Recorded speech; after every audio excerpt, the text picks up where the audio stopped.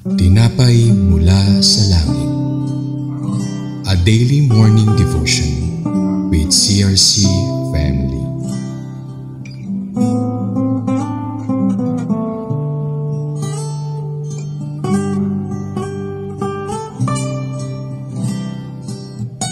Isang mapagpalang umaga kapatid. Ako po si Sister Rachel Cristal ng CRC San Pedro Laguna. Samahan niyo po kami sa ating programang Tinapay mula sa Langit, ang pang-araw-araw nating debosyon sa salita ng Diyos. Tayo po ay dumako muna sa isang maikling panalangin.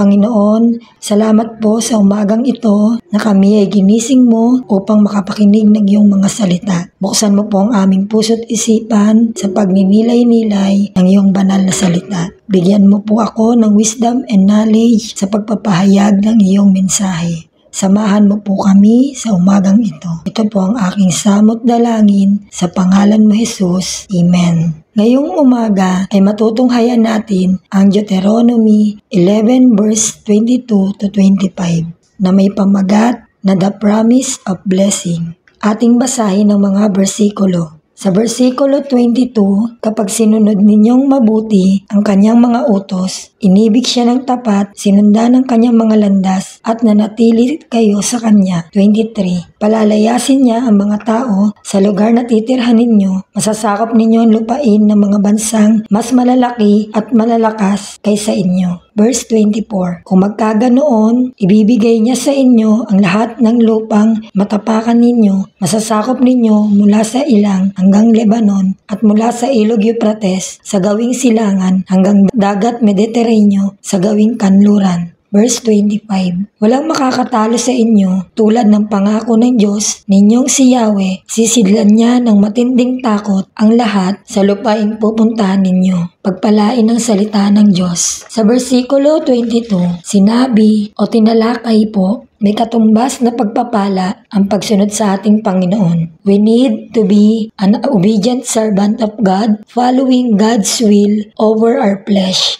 Sa versikulo 23 to 24 naman, sinabi ng ating Diyos na pag sinunod siya ng mga Israelita, masasakop nila ang lahat ng lupain ng mga bansang malalaki, malalakas at masagana. That is their reward. At panghuli, noong panahon na iyon, pinangakuan sila ng Diyos na walang makakatalo laban sa kanila dahil kasama nila ang makapangyarihang Diyos. Halimbawa, sa panahon natin o henerasyon, isa sa 2 commandments ng ating Panginoong Hesus ay ang mahalin ang ating kapwa. Kaya't kapag minahal natin ang ating kapwa, nalulugod ang Diyos dahil ito ay utos niya na dapat nating sundin.